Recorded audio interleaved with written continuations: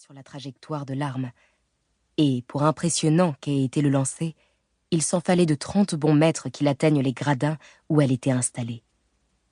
Elle ne put toutefois s'empêcher de baisser la tête. « Un peu décevant !» jeta Nilem assis près d'elle. Le regard attentif qu'il portait sur la reine rassura Elana. Il n'avait pas perçu son mouvement de recul, et son jugement s'appliquait à la prestation du lanceur de javelines, pas à elle.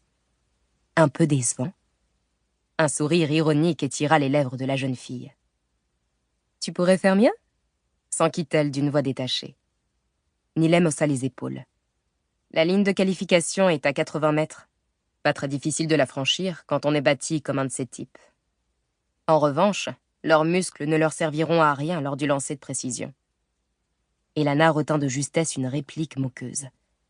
Nilem promettait de devenir un marche-ombre exceptionnel, s'il ne l'était déjà, mais sa prétention se montrait parfois à la hauteur de ses capacités. Prodigieuse. Une clameur enthousiaste s'éleva des gradins. Un deuxième concurrent, un colosse chauve, torse nu, les épaules incroyablement larges, venait d'expédier sa javeline bien au-delà de la ligne rouge, enflammant le public et se qualifiant sans difficulté pour la deuxième partie de l'épreuve. La javeline. Première épreuve du tournoi d'Al-Jet qui opposait chaque année les meilleurs guerriers de Gwendalavir.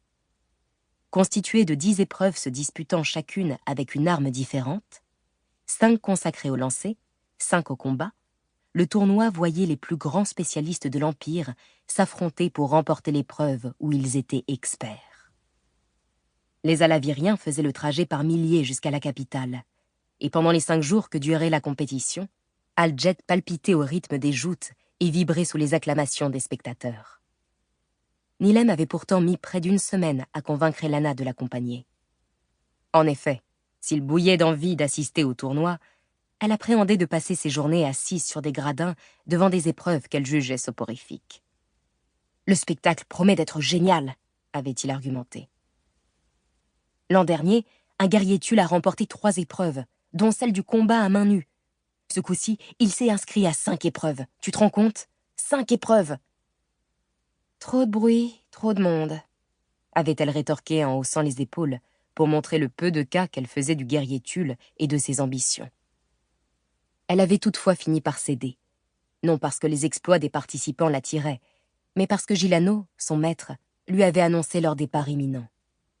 Après presque 5 mois de séparation et des retrouvailles intenses datant de 10 jours à peine, sa route et celle de Nilem allaient de nouveau diverger. Peut-être pour longtemps. Une raison suffisante pour qu'elle accepte de supporter la promiscuité des gradins et les hurlements de la foule. Pour lui.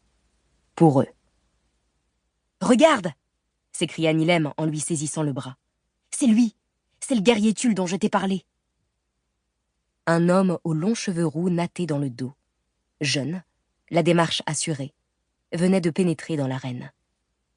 Moins grand que le colosse chauve, il possédait des épaules aussi larges et une musculature encore plus impressionnante.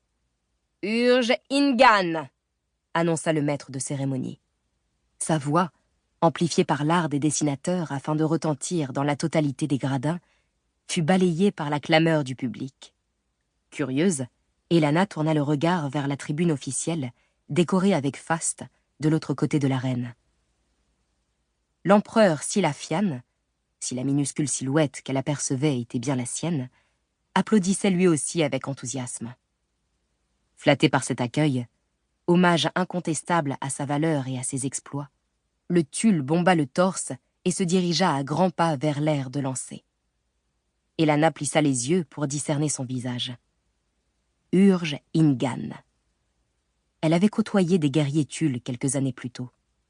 Leur chef se nommait Roos Ingan et présentait des ressemblances marquées avec l'homme qui, après avoir soupesé sa javeline, venait de s'élancer sur le sable blanc de l'arène.